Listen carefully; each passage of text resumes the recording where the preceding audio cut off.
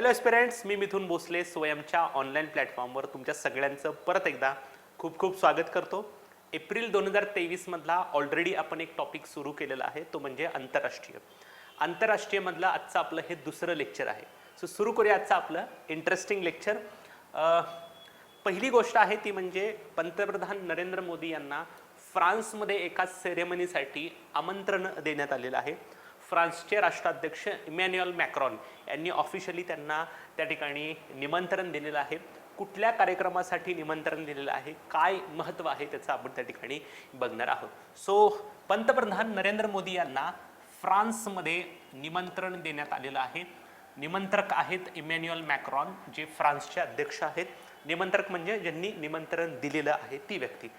काय निमित्त आहे, कशासाठी त्यांना निमंत्रण दिलेलं आहे, तर 14 जुलै 2023 रोजी फ्रान्समध्ये एक महत्त्वाचा दिवस सेलिब्रेट केला जातो. जसं आपल्याकडे 15 ऑगस्ट आहे, 26 जानेवारी आहे, तसं त्या ठिकाणी आहे बॅस्टिल डे परेड. बॅस्टिल नावाचं एक तुरुंग होतं. तत्कालीन जेव्हा फ्रेंच राज्यक्रांती सुरू होती तेव्हा त्या ठिकाणी क्रांतिकारकांनी हे बॅस्टिल डे नावाचं जे काही तुरुंग आहे त्याच्यावर कब्जा घेतला होता आणि फ्रेंच राज्यक्रांतीचा हा एक टर्निंग पॉईंट समजला जातो. आणि 14 जुलै रोजी ही घटना झाली, म्हणून 14 जुलैला त्या ठिकाणी बॅस्टिल डे परेडचं त्या ठिकाणी आयोजन करण्यात येतं आणि फ्रान्सची राजधानी पॅरिस या ठिकाणी. जसं आपल्याकडं राजपथावर म्हणजे सध्याचा कर्तव्यपथ आहे, जसं तिथं त्या ठिकाणी 26 जानेवारीचं सेलिब्रेशन असतं, त्या ठिकाणी प्रजासत्ताक दिनाला त्या ठिकाणी मोठ्या प्रमाणात संचलन वगैरे केलं जातं, तशाच प्रकारचा हा शो त्या ठिकाणी असतो. सो बॅस्टिल डे परेड जे पॅरिसमध्ये होत असतं त्यासाठी पंतप्रधान नरेंद्र मोदी यांना आमंत्रण देण्यात त्या ठिकाणी आलेलं आहे. 1880 पासून दरवर्षी या बॅस्टिल डे परेडचं आयोजन केलं जातं. देशातील सैन्याचा आणि त्यांच्या कामगिरीचा उत्सव म्हणून या परेडकडे त्या ठिकाणी पाहण्यात येतं. जगात सर्वात जुन्या नियमित लष्करी परेडपैकी एक परेड म्हणून बॅस्टिल परेड त्या ठिकाणी समजली जाते. आणि इथं मोठा रोड त्या ठिकाणी असतो आणि तिथं फ्रान्सचं जे काही आर्मी नेव्ही एअरफोर्स आहे त्यांचं संचलन किंवा परेड त्या ठिकाणी होत असतं. आता हे बॅस्टिल डे काय प्रकार आहे? ओके, सो बॅस्टिल डे म्हणजे काय, तर फ्रेंच इतिहासातील एक महत्त्वाची घटना आहे. फ्रेंच राज्यक्रांतीचा टर्निंग पॉईंट असं बॅस्टिल डेला त्या ठिकाणी समजलं जातं. कारण 14 जुलै 1789 रोजी जेव्हा फ्रेंच राज्यक्रांती सुरू होती तेव्हा क्रांतिकारकांनी हल्ला करून बॅस्टिल नावाच्या राजकीय तुरुंगावर त्या ठिकाणी कब्जा मिळवला होता किंवा ताबा मिळवला होता. आणि इथूनच फ्रेंच राज्यक्रांती त्या ठिकाणी ला थोडं वेगळं वळण त्या ठिकाणी मिळालेलं होतं.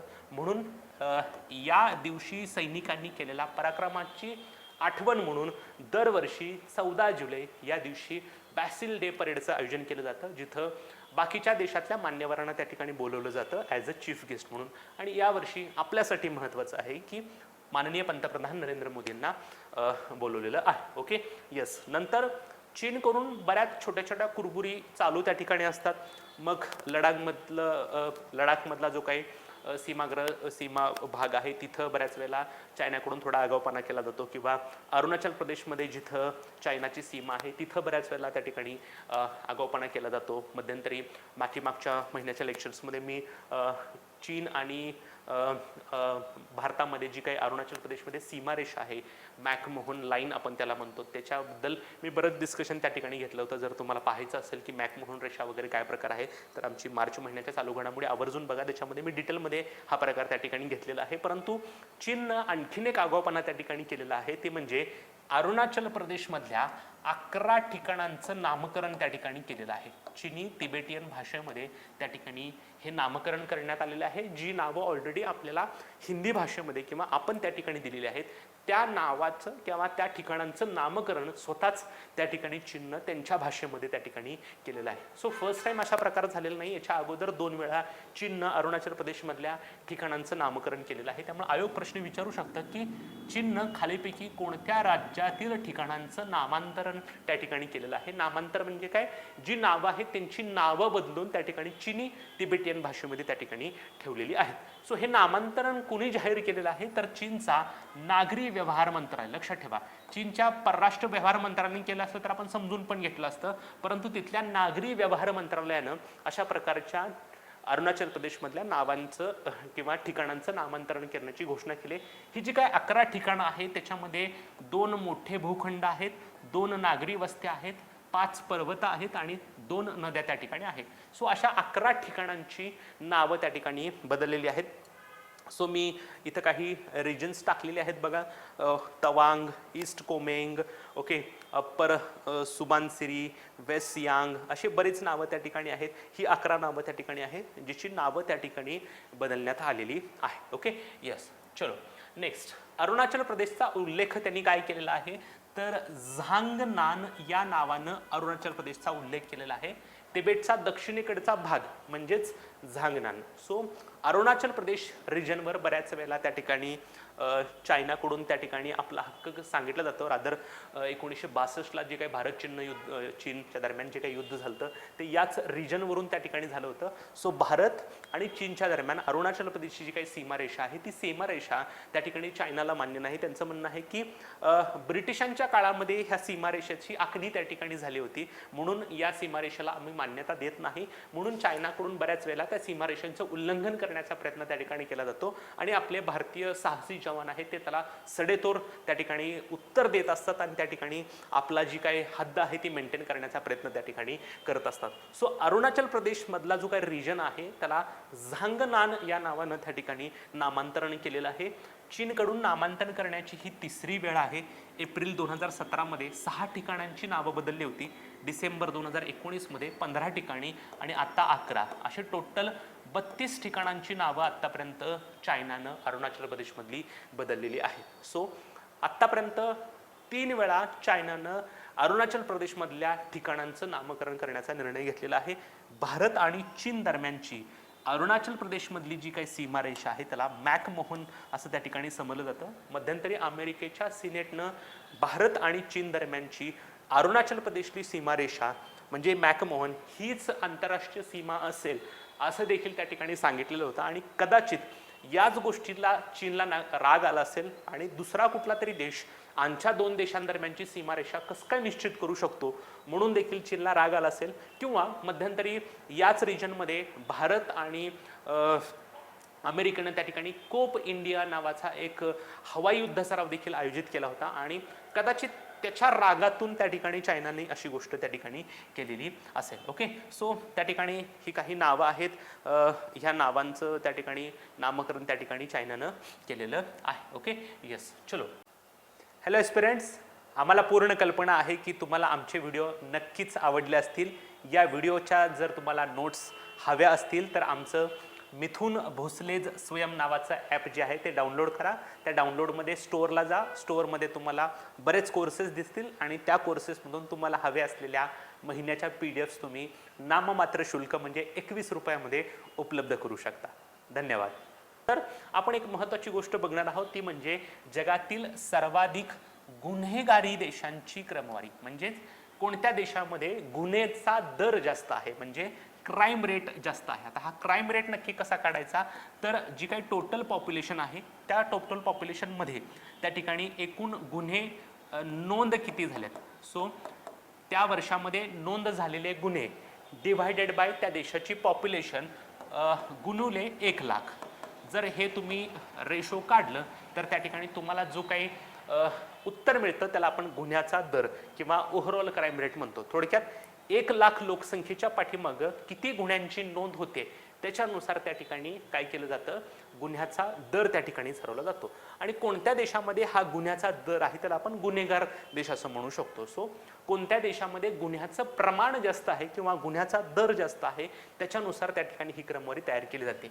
वर्ल्ड पॉप्युलेशन रिव्ह्यू नावाची संस्था आहे, त्याला WPR असं देखील म्हणतात, त्यांनी ही क्रमवारी तयार केलेली आहे. आधार काय आहे तर एकूण गुन्ह्याचा दर. एकूण गुन्ह्याचा दर वाटलंच तर तुम्ही असं लिहून ठेवा, एकूण नोंद झालेले गुन्हे divided by population into 1 lakh, ह्याला म्हणायचं गुन्ह्याचा दर. सो सर्वात जास्त गुन्ह्याचा दर कुठं आहे तर व्हेनेझुएला नावाचा देश आहे, तिथं गुन्ह्याचा दर त्या ठिकाणी आहे. नंतर पापुआ न्यू गिनी, नंतर आहे दक्षिण आफ्रिका. बऱ्याच ठिकाणी तुम्हाला ह्याच्यामधले 2 आणि 3 नंबरच्या आकडेवारी वरती किंवा रिशफल झालेली दिसेल, परंतु ऑफिशियल साईटला व्हेनेझुएला, पापुआ न्यू गिनी आणि दक्षिण आफ्रिका हेच त्या ठिकाणी आहेत. भारताचा क्रमांक याच्यामध्ये आहे 71वा. भारत गुन्हेगारी देशांच्या यादीमध्ये त्या ठिकाणी 71 नंबरला आहे. याचा अर्थ भारतामध्ये गुन्ह्याचं दराचं प्रमाण त्या ठिकाणी कमी आहे, कारण एकूण गुन्ह्याचं नोंद जेवढी होते त्याच्या तुलनेमध्ये लोकसंख्या त्या ठिकाणी जास्त आहे. आपण पाठीमागच्या लेक्चरमध्ये बघितलंच, जगाच्या भारताची लोकसंख्या जवळजवळ 143 कोटी आहे आणि 143 कोटीमध्ये समजा काहीतरी 60-65 लाख गुन्ह्यांची नोंद होत असेल तर त्याच्या प्रपोर्शनमध्ये ते फार कमी त्या ठिकाणी आहे. सो भारतामध्ये गुन्ह्याचा दर जो आहे तो 44.43 या प्रपोर्शनमध्ये त्या ठिकाणी आहे. मार्क्स तेवढे त्या ठिकाणी मिळालेले आहेत आणि सर्वात कमी गुन्हेगारी दर जो आहे तो देश आहे कतार, कारण एकूण लोकसंख्या पण कमी आहे, त्यामुळे नोंदवलेल्या गुन्ह्यांचं पण प्रमाण त्या ठिकाणी कमी आहे. ओके, सो बेसिकली व्हेनेझुएला याच्यामध्ये गुन्ह्याचा दर जास्त आहे, कतारमध्ये कमी आहे, भारत या रँकिंगमध्ये 71 नंबरला त्या ठिकाणी आहे. Okay, yes. नंतर भारतामधल्या अशा शहरांची क्रमवारी आपण बघणार आहोत जिथं पब्लिक ट्रान्सपोर्ट जे आहे ते बेस्ट आहे. पब्लिक ट्रान्सपोर्ट म्हणजे जसं आपल्या पुण्यामध्ये PMT आहे, मुंबईमध्ये मेट्रो आहे, कलकत्त्यामध्ये मेट्रो आहे. सो सार्वजनिक वाहतूकीसाठी सर्वोत्कृष्ट असणाऱ्या शहरांची ही क्रमवारी आहे.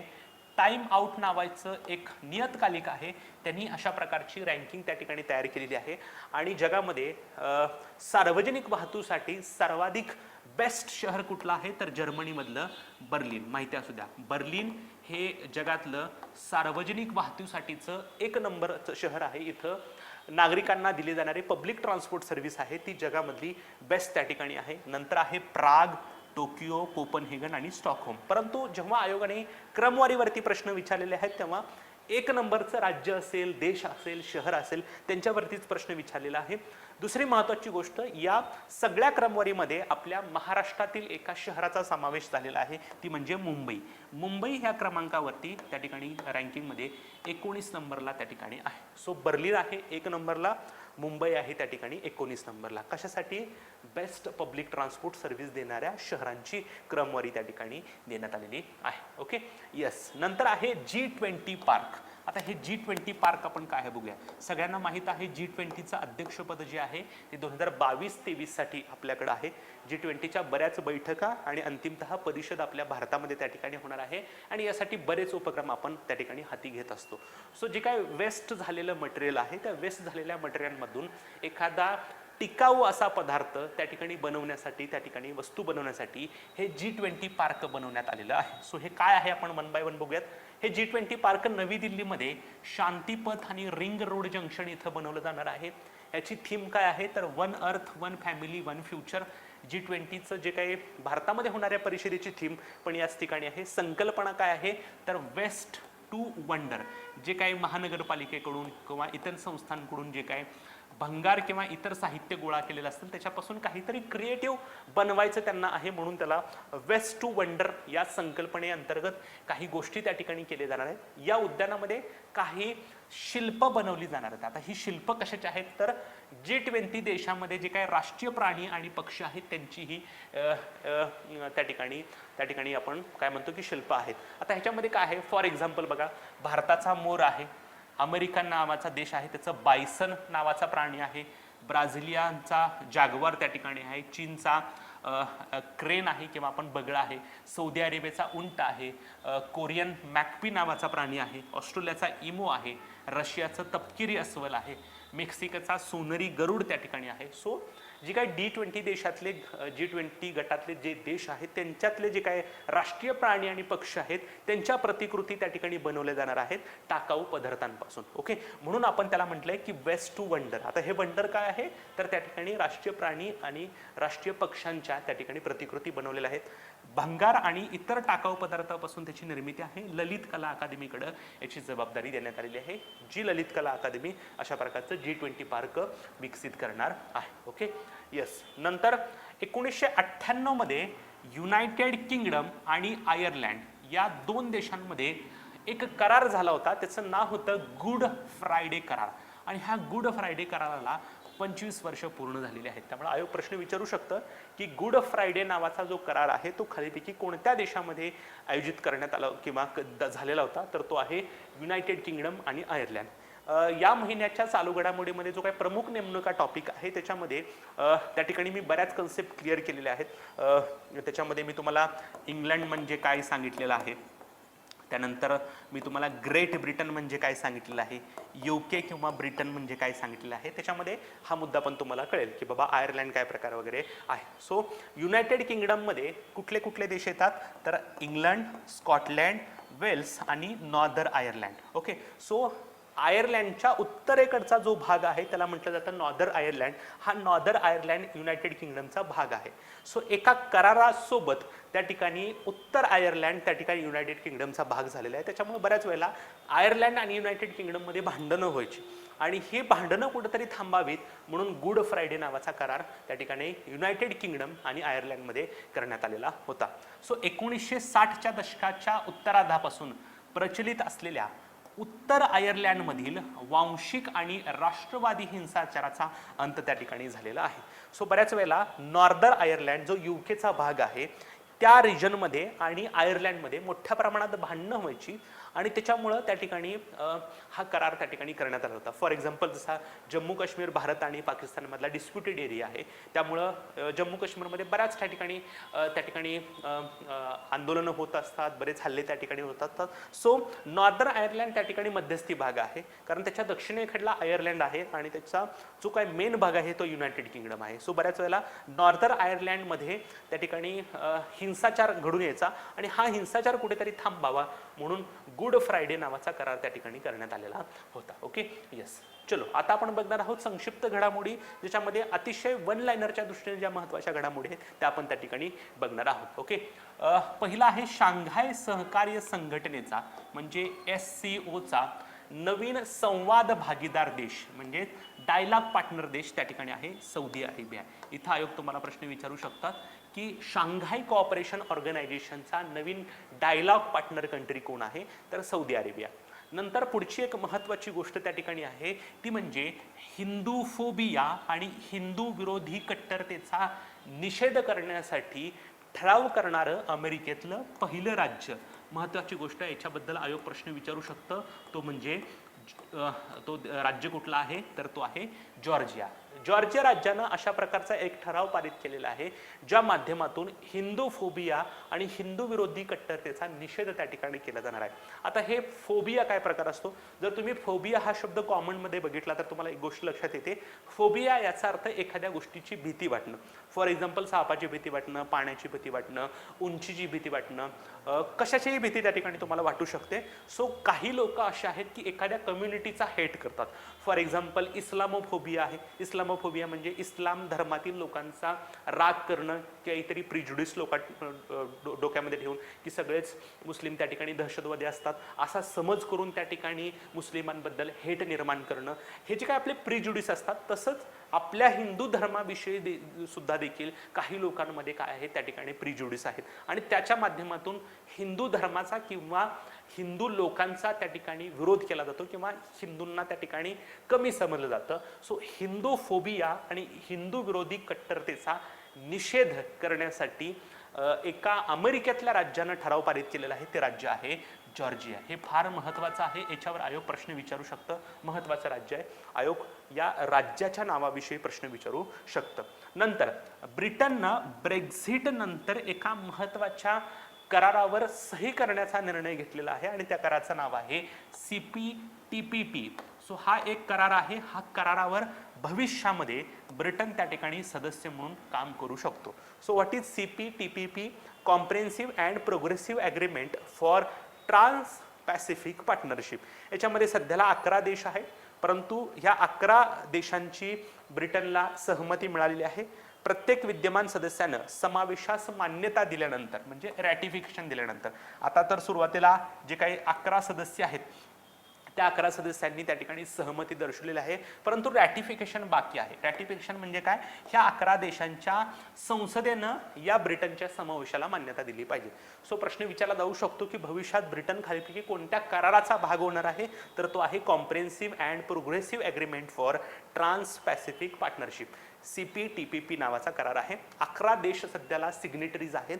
11 देशांनी सहमती दिलेली आहे, फक्त रॅटिफिकेशन बाकी आहे. रॅटिफिकेशन म्हणजे त्या देशांच्या संसदेची मान्यता अजून यायची बाकी आहे. Okay, yes. नंतर औपचारिक संभाषणासाठी जे काही नॉर्मल कन्व्हर्सेशन असतं त्यासाठी इंग्रजी किंवा इतर परकीय भाषांमधील शब्दांचा वापर करणाऱ्या लोकांवर 1 लाख युरो म्हणजे 90 लाख रुपये दंड आकारण्याचा निर्णय एका देशाने घेतले आहे. त्याच्यासाठी एक विधेयक पण त्यांनी पारित केलेलं आहे.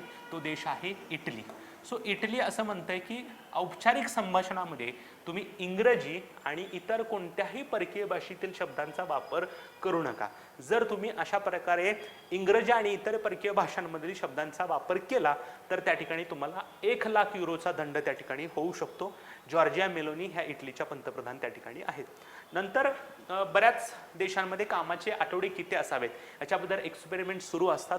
सो कामाचा आठवडा हा 4 दिवसांचा असावा याबाबत ब्रिटन सरकारनं त्या ठिकाणी काय केले ते प्रयोग केलेले आहेत की कशा प्रकारे आपण 4 दिवसांचा आठवडा त्या ठिकाणी ठेवू शकतो. ओके. नंतर एक देश आहे, त्या देशाचं नाव आहे उझबेकिस्तान. ह्या उझबेकिस्तान देशानं आपल्या देशामध्ये एक सार्वमत घ्यायचा निर्णय घेतला. सार्वमत म्हणजे लोकांना प्रश्न विचारायचे की आपल्याला हा निर्णय घ्यायचा आहे तर तुमचे काय म्हणणं त्या ठिकाणी आहे. सो सार्वमत म्हणजे नागरिकांचे एखाद्या गोष्टीवर मत जाणून घेणं. ओके. सार्वमत कशासाठी घेतलं की त्यांच्या राज्यघटनेमध्ये त्यांना सुधारणा करायचं आहे. जर आपल्या देशाच्या राज्यघटनेमध्ये आपल्याला सुधारणा करायचं असेल तर आपण तसा संसदीय कायदा करत असतो घटना दुरुस्तीचा आणि मग तो कायदा आपण संमत करतो आणि मग घटना दुरुस्ती केली जाते. परंतु राज्यघटनेतील सुधारण्याबाबत घेण्यात आलेल्या सार्वमतावेळी हा जो काही उझबेकिस्तान देश आहे त्यानं एका देशाला निमंत्रक म्हणून बोलवलं होतं आणि तो देश आहे आपला भारत. आयोगाला प्रश्न विचारू शकतं की भारताला खालीपैकी कोणत्या देशानं त्या देशातील राज्यघटनेतील सुधारणाबाबत घेण्यात आलेल्या सार्वमतावेळी निमंत्रण देण्यात आलेलं होतं. सो उझबेकिस्ताननं त्यांच्या राज्यघटनेमध्ये सुधारणा करण्यासाठी जे काही सार्वमत घेण्याचा निर्णय घेतला होता त्याच्यामध्ये भारताला ॲज अ निरीक्षक म्हणून उपस्थित राहण्यासाठी आमंत्रण दिलेलं होतं. नंतर एक महत्त्वाची गोष्ट आहे, रशिया आणि अमेरिकेचे संबंध थोडे त्या ठिकाणी ताणलेले आहेत युक्रेनच्या मुद्द्यावरून आणि याच मुद्द्यावर रशियानं अमेरिकेसोबतचा अण्वस्त्र करार जो आहे तो त्या ठिकाणी स्थगित केलेला त्या ठिकाणी आहे आणि ह्या अण्वस्त्र करारानुसार दोन्ही देश एकमेकांना अणुचाचण्यांची माहिती देणार होते. न्यूक्लिअर टेस्ट कोण किती करतंय, कुठल्या कालावधीमध्ये करतंय यासाठी माहिती शेअर करणारा हा अण्वस्त्र करार त्या ठिकाणी होता आणि हा कराराला स्थगिती दिलेली आहे रशियानं. फेब्रुवारी महिन्यामध्ये एक महत्त्वाची घटना झाली. न्यू स्टार्ट नावाचा एक करार त्या ठिकाणी USA आणि रशियानं त्या ठिकाणी फार पूर्वी केलेला होता आणि हा न्यू स्टार्ट कराराला देखील स्थगिती दिलेली आहे रशियानं. बेसिकली ह्या न्यू स्टार्ट करारामध्ये काय केलेलं आहे तर जी काही अण्वस्त्र वाहू क्षेपणास्त्र आहेत त्यांची मर्यादा किंवा त्यांची संख्या किती असावी याच्यावर मर्यादा ठेवण्यासाठी न्यू स्टार्ट नावाचा करार त्या ठिकाणी करण्यात आला होता. जर तुम्हाला हा न्यू स्टार्ट नावाचा करार काय बघायचा असेल तर आमच्या फेब्रुवारी महिन्याची जी बॅच आहे ती नक्की बघा, त्याच्यामध्ये तुम्हाला हा करार मी सांगितलेला आहे. सो जसा न्यू स्टार्ट नावाचा करार स्थगित केला होता तशाच प्रकारचा अण्वस्त्र करार आता रशियानं अमेरिकेसोबतचा स्थगित केलेला आहे जिथं हे देश एकमेकांना न्यूक्लिअर टेस्टची माहिती त्या ठिकाणी देणार होते.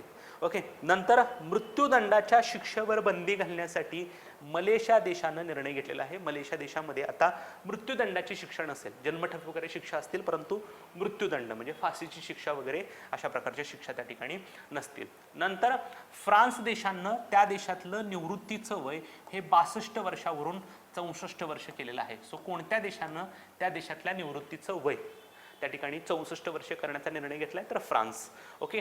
नंतर सरकारी अधिकाऱ्यांना धमकावलं या प्रकरणामध्ये ब्रिटनच्या पंतप्रधानांनी आणि कायदा मंत्र्यांनी त्या ठिकाणी राजीनामा दिलेला आहे. उपपंतप्रधानांनी, त्यांचं नाव आहे डॉमिनिक राब.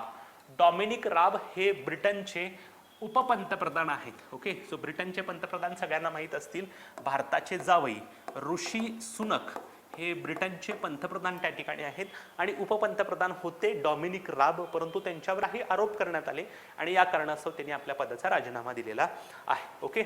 नंतर अमेरिकेत गर्भपातासाठी सामान्यपणे वापरत असलेल्या औषधांसाठीची परवानगी सर्वोच्च न्यायालयाकडून कायम करण्यात आलेली आहे. कारण याच सर्वोच्च न्यायालयानं 2022 मध्ये एक महत्त्वपूर्ण निर्णय घेतला होता की अमेरिकेतल्या स्त्रियांना आता गर्भपाताचा अधिकार नसेल, परंतु काही राज्यांमध्ये अजून सुद्धा गर्भपाताचा अधिकार महिलांचा कायम आहे. म्हणून गर्भपातासाठी जी काही सामान्यपणे वापरत असलेली औषधं आहेत त्या औषधांच्या वापराला परवानगी देण्याचा निर्णय जो आहे तो सर्वोच्च न्यायालयानं कायम त्या ठिकाणी ठेवलेला आहे. नंतर बुझी नावाचा एक पूल आहे जो मोझांबिक या देशामध्ये बांधण्यात आलेला आहे आणि हा आपल्यासाठी महत्त्वाचा आहे कारण परराष्ट्र मंत्री जे आहेत एस जयशंकर त्यांनी त्याचं काय केलेलं आहे अनावरण किंवा उद्घाटन केलेलं आहे.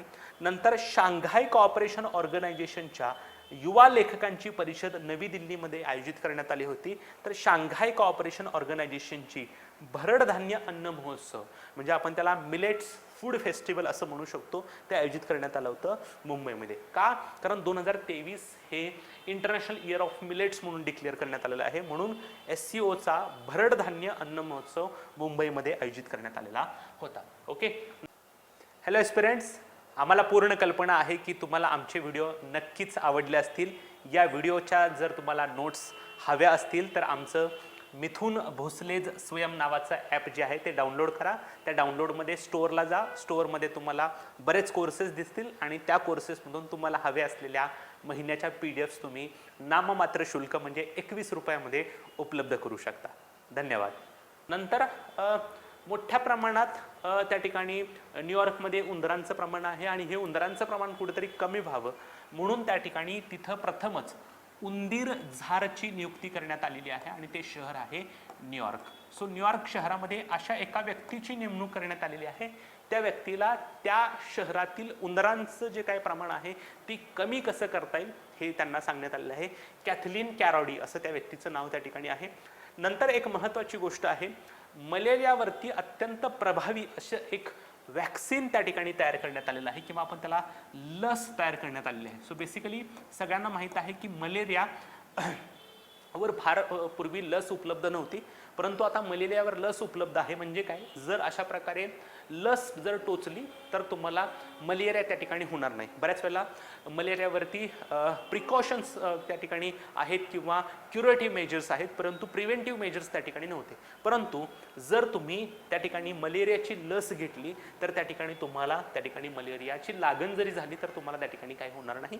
बऱ्याच वेळा वाटते की तुम्हाला डासामुळे थोडा नॉर्मल मलेरिया होतो त्याच्यामुळे काय एवढं लस घेण्याची गरज आहे, परंतु आफ्रिका खंडामध्ये बरंच प्रमाण असं आहे की ते मलेरियामुळे लहान लहान मुलं मृत्यू पावत असतात. सो अत्यंत प्रभावी अशी मलेरियावरच्या लसला मान्यता एका जगाने दिलेली आहे, तो देश आहे घाना. प्रश्न विचारला जाऊ शकतो की अत्यंत प्रभावी मलेरियावरील लसीला मान्यता देणारा जगातला पहिला देश कुठल्या जगातल्या देशानं अशा प्रकारे मलेरियावरच्या लसीचा वापर करण्याला मान्यता दिलेली आहे तर आफ्रिका खंडातला घाना देश आहे ज्यानं या लसीचा वापर करण्याला परमिशन दिलेली आहे. काय आहे त्या लसीचं नाव तर R21 किंवा मॅट्रिक्स M असं त्याचं नाव आहे. ऑक्सफर्ड युनिव्हर्सिटीनं ही लस विकसित केलेली आहे आणि भारतातल्या सिरम इन्स्टिट्यूट ऑफ इंडियानं त्याचं प्रोडक्शन त्या ठिकाणी केलेलं आहे. याचा अर्थ फॉर्म्युला आहे ऑक्सफर्ड विद्यापीठचा आणि प्रोडक्शन आहे सिरमचं. ओके. नंतर ई-वॉलेटद्वारे क्रॉस बॉर्डर डिजिटल पेमेंटला परवानगी देण्यासाठी दोन देश एकमेकांसोबत करार करण्याचा विचार करत आहेत. एक आहे भारत आणि दुसरा आहे नेपाळ. भारत आणि नेपाळची जी काही सीमा आहे तिथं जेव्हा क्रॉस बॉर्डर करायचं असेल तुम्हाला तेव्हा तिथं काही पेमेंट्स करावं लागतं आणि ह्या पेमेंटसाठी तुम्हाला कॅशच्या ऐवजी डिजिटल पेमेंटला त्या ठिकाणी परवानगी द्यायची आहे आणि यासाठी ई-वॉलेटचा वापर केला जाणार आहे. ई-वॉलेट म्हणजे काय, फोनपे असेल, पेटीएम असेल, हे जे तुमचे काय ऑनलाईन पेमेंट करण्याचे ऑप्शन्स आहेत त्याला आपण ई-वॉलेट त्या ठिकाणी म्हणतो. म्हणजे वॉलेट म्हणजे काय, आपलं पाकिट ज्याच्यामध्ये आपण पैसे ठेवत असतो, पण हे ई आहे. ई-वॉलेट म्हणजे काय, ऑनलाईन पद्धतीनं तुम्ही तुमच्या अकाउंटला पैसे ठेवलेले असतात. ओके. नंतर भारताकडून सोमालियातील आफ्रिकन युनियन संक्रमण मिशनला $2 दशलक्ष डॉलरचा निधी दिलेला आहे. सो सोमालियामध्ये बरेच डेव्हलपमेंट प्रोग्राम त्या ठिकाणी युनायटेड नेशन्सकडून राबवले जात आहेत आणि यासाठी भारताकडून $2 दशलक्ष डॉलरचा निधी त्या ठिकाणी दिलेला आहे. नंतर भारताची संयुक्त राष्ट्र सांख्यिकी आयोगाच्या नार्कोटिक ड्रग्सचे सदस्य म्हणून त्या ठिकाणी निवड झालेली आहे. सो बेसिकली आपण बघितलं होतं की भारताची सांख्यिकी आयोगावर निवड झालेली आहे आणि ह्या सांख्यिकी आयोगामध्ये नार्कोटिक ड्रग्ज डिपार्टमेंट आहे, त्याच्या माध्यमातून हे ड्रग्सचं आंतरराष्ट्रीय स्तरावरचं प्रमाण कसे कमी करता येईल, त्याच्यावर आळा कसा घालता येईल, ह्याचे इनिशिएटिव्ह घेतले जातात. सो नार्कोटिक ड्रग्सचं सदस्यत्व म्हणून त्यांची निवड झालेली आहे. नंतर रशियामध्ये सर्वाधिक व्यापारित चलन म्हणजे मोस्ट ट्रेडेड करन्सी म्हणून डॉलरची जागा एका चलनाने घेतलेली आहे, ते आहे युआन, जे चीनचं करन्सी त्या ठिकाणी आहे. सो रशियामध्ये मोस्ट ट्रेडेड करन्सी कुठली आहे, तर पूर्वी डॉलर असायची. रशियामधले लोक आता युआनच्या माध्यमातून काय करतायत, ट्रेड करत आहेत. नंतर भारत 2025 पर्यंत मंगोलियामध्ये एक रिफायनरी म्हणजे ऑइल शुद्धीकरण कंपनी त्या ठिकाणी सुरू करणार आहे. नंतर जपानमध्ये वसंत ऋतूच्या काळामध्ये परागकणांमुळे म्हणजे पोलन ग्रेनमुळे उद्भवणारी हंगामी एलर्जी, त्याचं नाव आहे हे फेवर. हे फेवर नावाची एक त्या ठिकाणी ॲलर्जी आहे, ज्या ॲलर्जी परागकणांमुळे किंवा पोलन ग्रेन्समुळे होत असते. आणि कुठं होत असते, जपानमुळे. नंतर अमेरिकेत एक मध्यंतरी कायदा चर्चेत होता, त्याचं नाव आहे कॉमस्टॉक कायदा.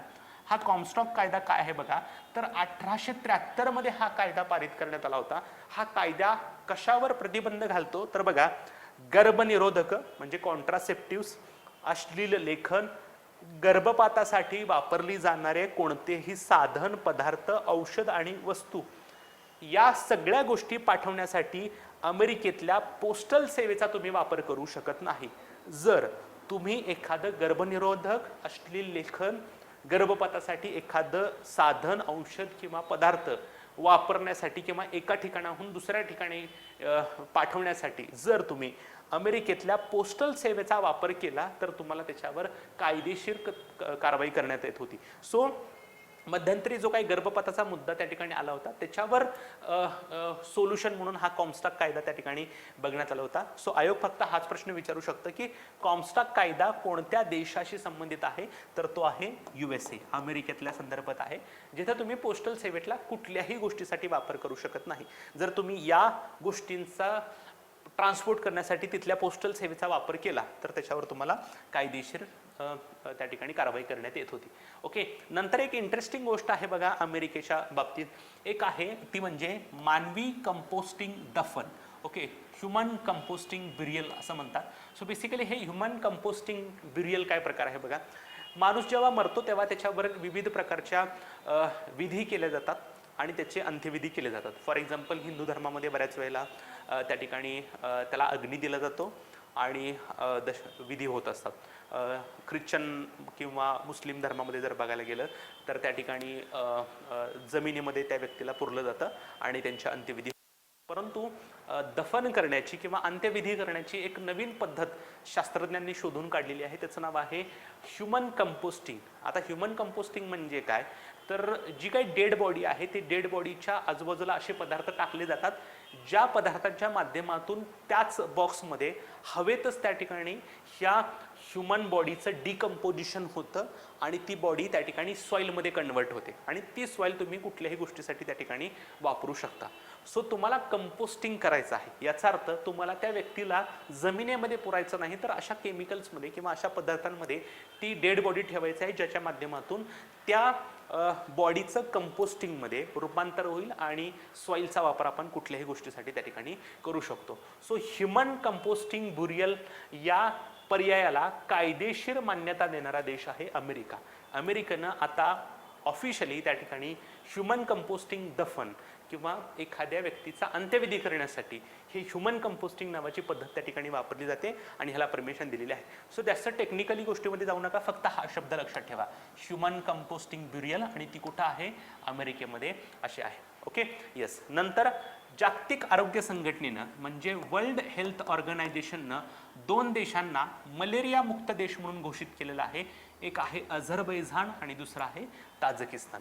याच्यावर आयोगाने एकदा प्रश्न विचारला होता, कुठल्या तरी एका देशाला मलेरिया मुक्त म्हणून घोषित केलं होतं आणि त्याच्या देशाबद्दल विचारलं होतं. सो हे पण तुम्हाला माहीत असू द्या, अझरबैजान आणि ताजिकिस्तान असे 2 देश आहेत ज्यांना मलेरिया मुक्त म्हणून घोषित करण्यात आलेलं आहे. नंतर अलीकडच भारत आणि चीनचे मैत्रीपूर्ण सार्वभौम जागतिक शक्ती केंद्रे असे वर्णन करून परराष्ट्र धोरणाच्या नवीन संकल्पनेचे अनावरण करणारा देश रशिया.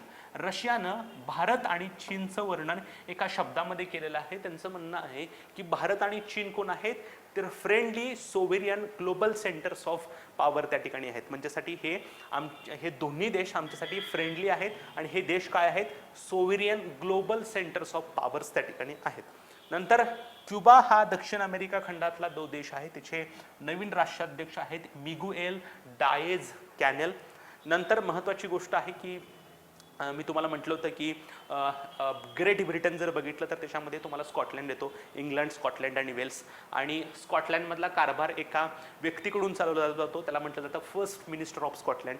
जसं आपल्या राज्यामध्ये मुख्यमंत्री असतात तसं स्कॉटलंडमध्ये कोण असतो, तर फर्स्ट मिनिस्टर ऑफ स्कॉटलंड त्या ठिकाणी असतो. तिथल्या मंत्रिमंडळाचा आणि तिथल्या प्रशासनाचा तो हेड म्हणून काम करत असतो, कारण ब्रिटनच्या अंतर्गत स्कॉटलंड नावाचा भाग त्या ठिकाणी आहे. आणि बऱ्याच वेळेला स्कॉटलंड करून काय मागणी केली जाते, आम्हाला स्वतंत्र आहे पाहिजे असं म्हटलं जातं. आणि स्कॉटलंडसाठी अशा प्रकारे किंवा स्कॉटलंडच्या स्वातंत्र्यासाठी सार्वमत आयोजित करण्याचं स्कॉटलंडच्या पहिल्या मंत्र्यांचं आवाहन ब्रिटिश पंतप्रधानांनी नाकारलेलं आहे.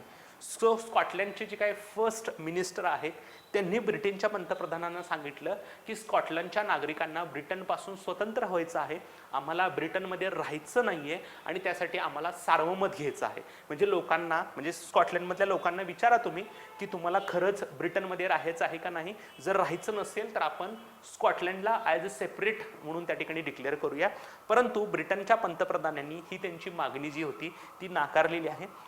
ऋषी सुनाक जे आहेत ते सध्याला ब्रिटनचे पंतप्रधान त्या ठिकाणी आहेत. सो हा काय प्रकार आहे हे आणखीन तुम्हाला समजायचं असेल तर याच महिन्याच्या म्हणजे एप्रिल महिन्याच्या चालू घडामोडीमध्ये मी प्रमुख नेमणुका नावाचा टॉपिक घेतलाय. त्याच्यामध्ये ह्या प्रकार मी व्यवस्थित समजून सांगितलेला आहे. स्कॉटलंड का अशा प्रकारे डिमांड करतात, कारण स्कॉटलंड हा ब्रिटनचा भाग आहे किंवा त्या ठिकाणी आपण म्हणतो युनायटेड किंगडमचा भाग आहे.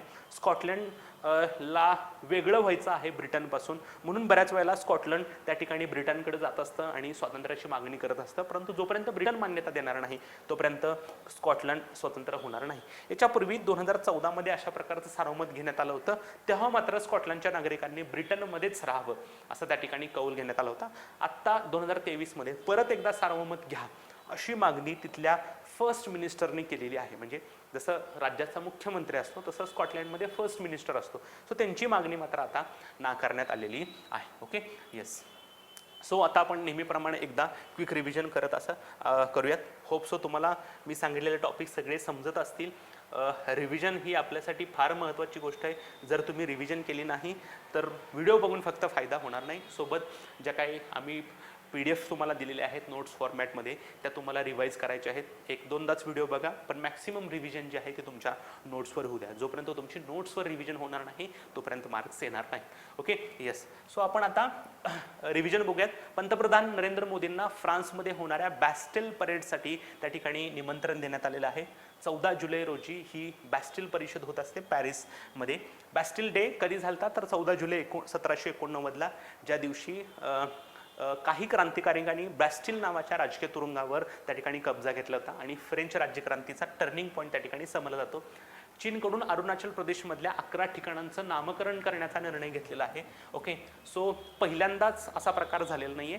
सो त्या ठिकाणी तिसऱ्यांदा हा प्रकार त्या ठिकाणी झालेला आहे. याच्यापूर्वी 15 आणि 6 21 ठिकाणांची नावं बदलली होती आणि आता ही 11 ठिकाणांची नावं बदललेली आहेत. भारत आणि चीनच्या दरम्यान अरुणाचल प्रदेशमधली जी काही सीमारेषा आहे त्याला मॅकमोहन रेषा त्या ठिकाणी समजलं जातं. नंतर वर्ल्ड पॉप्युलेशन रिव्ह्यूनं त्या ठिकाणी जगातल्या सर्वाधिक गुन्ह्याचा दर असलेल्या देशांची क्रमवारी त्या ठिकाणी तयार केली, ज्याच्यामध्ये व्हेनेझुएला 1 नंबरला आहे, भारत 71 नंबरला आहे आणि कतार त्या ठिकाणी शेवटचा देश त्या ठिकाणी आहे. टाइम आउट या संस्थेनं जाहीर केलेल्या आकडेवारीनुसार किंवा अहवालानुसार सार्वजनिक वाहतुकीसाठी बेस्ट शहर जे आहे ते बर्लिन आहे.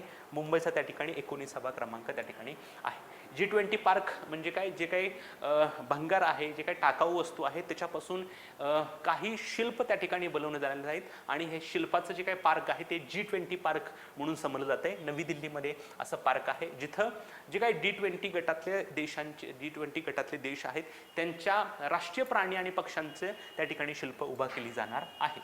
ओके.